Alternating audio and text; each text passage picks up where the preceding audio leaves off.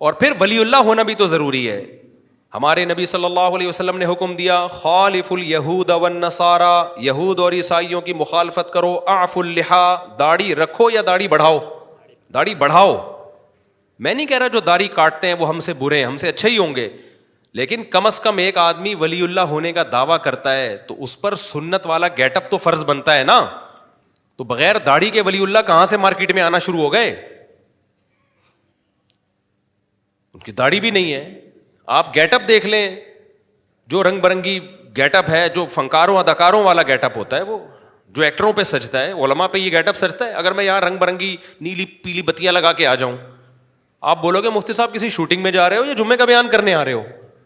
تو ولی اللہ والا نہ گیٹ اپ ہے نہ چہرے پہ ہر وقت ناموس رسالت, ختم نبوت, ناموس رسالت کے نعرے لگاتے ہو. یار تم پیغمبر سے اتنی محبت نہیں ہے کہ پیغمبر نے حکم دیا داڑھی بڑھانے کا, وہ تو تم سے بڑھ نہیں رہی ہے.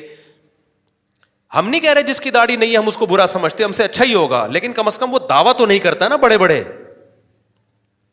میری اگر داڑھی نہیں ہوگی تو میں کم از کم ممبر پہ بیٹھ کے بڑے بڑے دعوے تو نہیں کروں گا نا کہ بھائی میرا تو گیٹ اپ بتا رہا ہے کہ میں سنت کا دشمن ہوں. تو یہاں تو گیٹ اپ بتا رہا ہے کہ آپ کو سنت سے محبت نہیں ہے اور آپ دعوے کر رہے ہو. وہ کہہ سکتا ہے کہ میں تو دعوے نہیں کر رہا. بھائی آپ عمل سے دعوے کر رہے ہو, زبان سے بعض دعوے نہیں کیے جاتے, اور کہتے ہو ناموس رسالت کے برکت سے ہے یہ تحفظ. آپ نے کون سا تحفظ ختم نبوت کے لیے کوئی بڑا کام کر لیا؟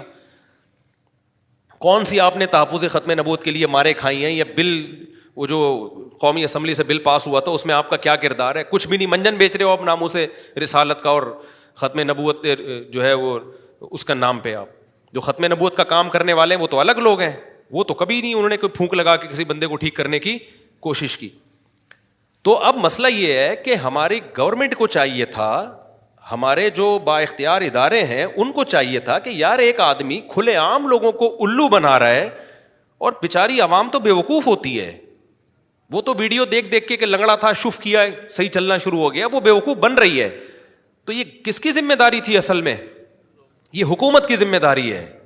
جیسے سعودی عرب میں یہ شف والی سرکار ذرا ایک پھونک تو لگائے نا, ایسے لوگوں کی فوراً سعودی گورنمنٹ 2 منٹ میں ساری پھونکیں نکال دی. یہ روحانیت کے نام پہ جتنے منجن انڈیا, پاکستان اور بنگلہ دیش میں بکتے ہیں پوری دنیا میں کہیں نہیں بکتے. یہ جن چڑیل بھوت بھگانے والے بھی سارے آپ کو یہیں ملیں گے, سعودیہ میں نہیں ملیں گے. اگر سعودیہ میں ہے تو یہاں سے بندہ گیا ہوا ان کو خراب کر رہا ہوگا جا کے, وہاں کا نہیں ہے.